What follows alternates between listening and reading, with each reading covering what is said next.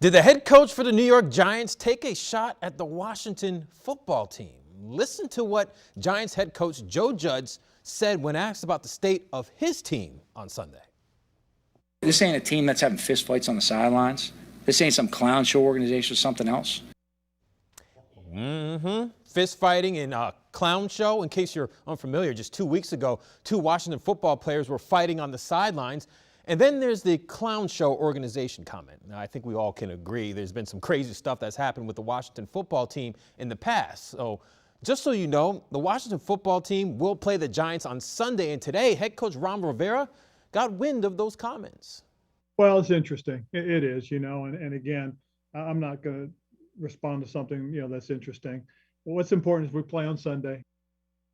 So while Coach Rivera spoke today, so did Giants head coach Joe Judge, and he clarified his Sunday comments. Joe, you made a comment the other day after the game about not having fistfights on the sideline. Is that a reference to what happened to Washington a couple weeks ago? No. My man is lying. That's my one word, lying. I think Coach is lying, Topper, to soften his comments because it's a distraction and bulletin board material to motivate an opponent, a.k.a. the Washington football team. It wouldn't surprise me if that's the reason why he declined to speak to the Washington, D.C. media today. What I do know is Ron Rivera spoke to the New York media.